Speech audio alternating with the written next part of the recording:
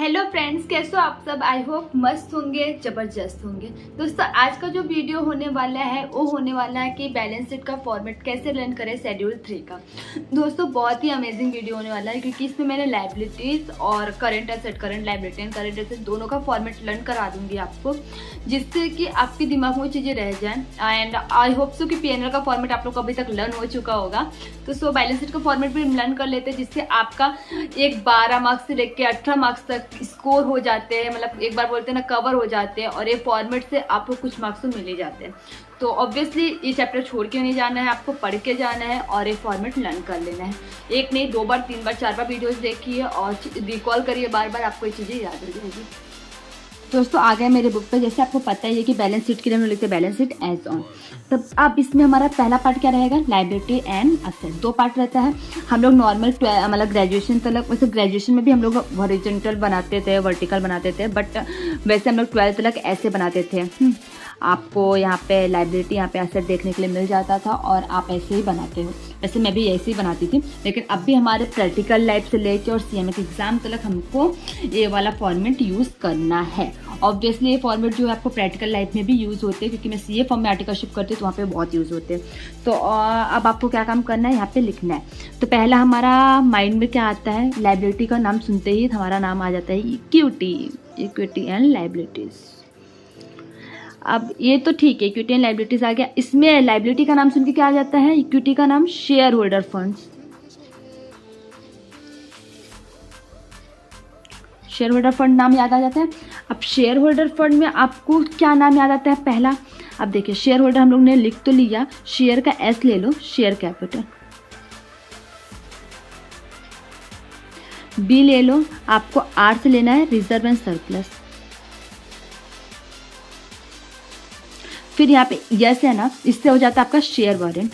अब share warrant क्या होता है, यहाँ कि आप ना कहीं भी पैसे मतलब लगा रहे हो, जैसे आपने स्टॉक में पैसे इन्वेस्ट कर रहे हो तो वहाँ पे आप डालोगे शेयर वारंट, मतलब money receive by share warrant.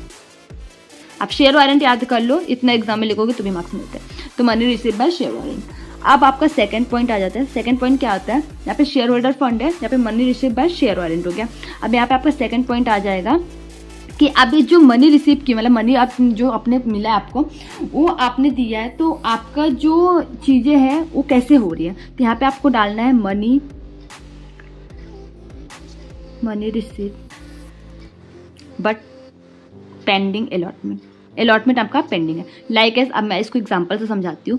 आपने आईपीओ में पैसे लगाए, अब आईपीओ में आप आज पैसे लगाते हो, लिस्ट करते हो आईपीओ को, तो आपको पैसे जो लगते हैं 3-4 दिन बाद आपका अलॉटमेंट आता है, मतलब 4-5 दिन बाद। बहुत लोग का अलॉटमेंट आता है, बहुत लोग का नहीं आता है। लेकिन आप कब पैसे लगाते हो, पैसे जैसे अभी आज मेरा आईपीओ स्टार्ट हुआ, तो आईपीओ आज जब रिलीज होता है तो हम लोग आज पैसे लगाते हैं उसमें 13,000, तो हमारा 5 से 7 डेज के बाद रिजल्ट आता है कि हमारा पैसे लगे हैं कि नहीं लगे हैं। तो money receive but pending allotment, allotment अभी पेंडिंग है। अब तीसरा हमारा सिंपल आ जाता है। जैसे आपको पता है कि लायबिलिटी में 2 टाइप की लायबिलिटी होती है, नॉन करंट लायबिलिटी और करंट लायबिलिटीज। हम लोग लिख लेते हैं नॉन करंट लायबिलिटी और करंट लायबिलिटीज।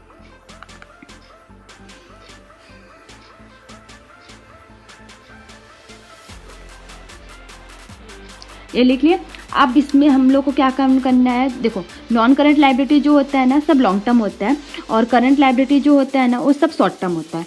तो अभी हम लोग को ज़्यादा लोन लेना रहेगा तो हम लोग नॉन करंट लायबिलिटी जाते हैं। जैसे लोन लेना है, लॉन्ग टर्म बोरोइंग हो गया, ये याद आया।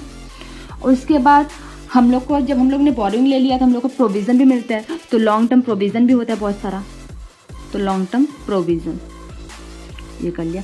अब उसके बाद और कुछ लॉन्ग टर्म याद तो आ नहीं रहा है, हम लोग डाल देते हैं other current liabilities, other non current liabilities, sorry. उसके बाद ये सब जो हो गया, उसका जो पैसे हो रहते हैं वो डिफर्ड टैक्स में चले जाते हैं। डिफर्ड टैक्स वैसे सीएमए में बहुत कम आता है, यूज़ होता है, बट रियल प्रैक्टिकल लाइफ में डिफर्ड टैक्स का बहुत यूज़ रहता है, क्योंकि इस पे ही पूरा मतलब बोलते हैं ना बैलेंस शीट और टिका रहता है। तो डिफर्ड टैक्स बहुत इंपॉर्टेंट है एज अ प्रैक्टिकल लाइफ।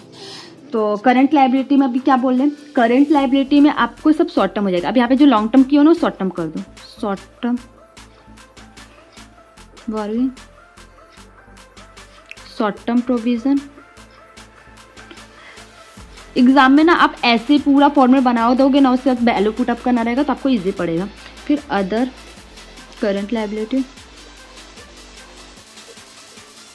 उसके बाद यहाँ पे डिफर्ड टैक्स हो गया, तो यहाँ पे आपका हो जाएगा ट्रेड पेबल। ठीक है, अब आपको ये हो गया आपका इक्विटी एंड लायबिलिटीज। हाँ, आपका मतलब पहला पार्ट जो लायबिलिटी का था वो खत्म। अब हम लोग आते हैं सेकंड पार्ट से। सेकंड पार्ट हमारा क्या है?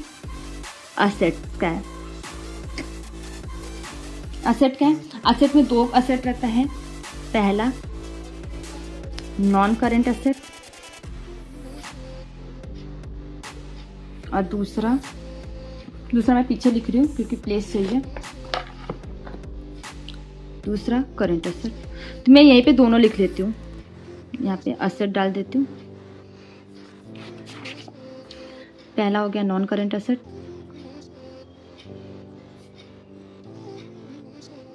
दूसरा हो गया करेंट असेट।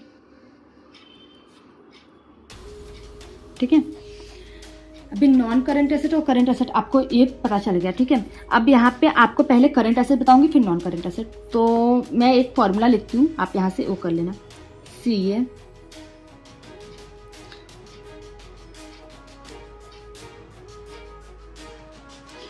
अभी ये मैंने फॉर्मूला लिख दिया। यहाँ पे हम लोग ये CA जो है ना, इसको हम समझेंगे चार्टर्ड अकाउंटेंट।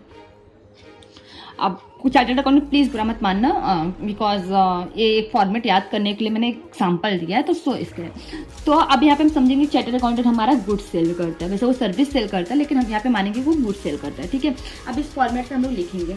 तो चार्टर्ड अकाउंटेंट क्या कर रहा है?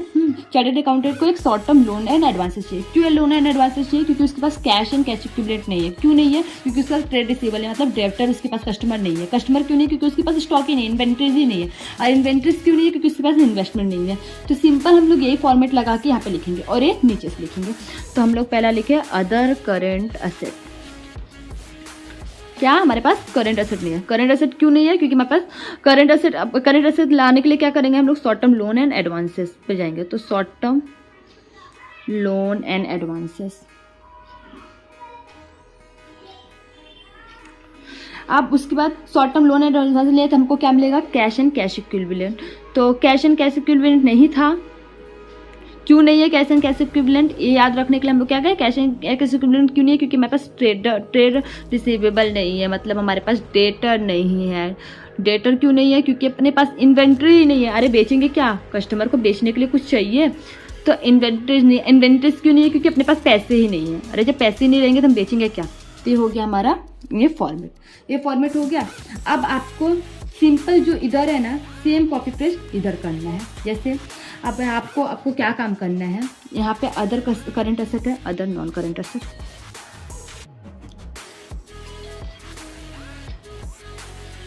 इधर फिर short term loan and advances है, long term loan and advances.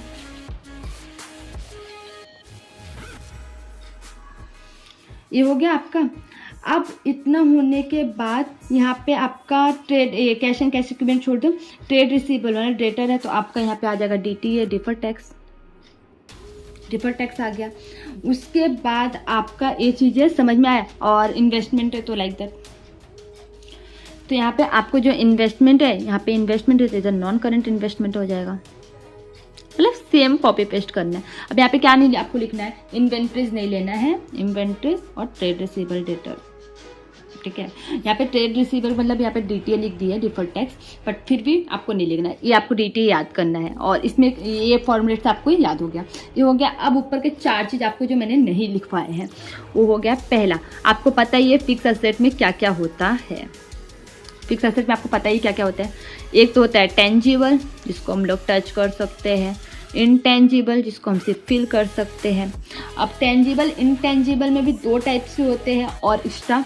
एक हो जाता है कैपिटल WIP। कैपिटल WIP की मतलब जो टेंजिबल एसेट रहता है, हाँ, उसमें आपको अंडर कंस्ट्रक्शन रहता है, अंडर कंस्ट्रक्शन। मतलब ये जो टेंजिबल एसेट है अपना, इसको मतलब जो बनाने के लिए जो मशीनरी ये सब लेंगे ना, अंडर कंस्ट्रक्शन जो रहेगा वो कैपिटल WIP हो गया। अब इनटेंजिबल को हम लोग क्या बोलते हैं? Intangible under development. तो ये हो गया। तो आपको ये 4 ऐसे याद करने हैं। तो अभी आपको टेंजिबल और इंटेंजिबल याद हो गया। वैसे टेंजिबल इंटेंजिबल बोलते हैं कैपिटल WIP, यही 3 पूछता ही है। इंटेंजिबल अंडर डेवलपमेंट कुछ पूछता नहीं है, तो फिर ठीक है, ये हो गया। नॉन करंट एसेट में आपको, करंट एसेट में आपको कैसे याद हुआ, ये मैंने बताया आपको। हाँ, ये फॉर्मेट है। और नॉन करंट एसेट का सेम अपोजिट करना है। आई होप सो आपको वीडियो पसंद आई होगा। वीडियो पसंद आए प्लीज़ लाइक शेयर सब्सक्राइब जरूर करना, और चैनल को सब्सक्राइब किए बिना, अपने दोस्तों के साथ शेयर किए बिना मत जाना। Thank you, bye bye.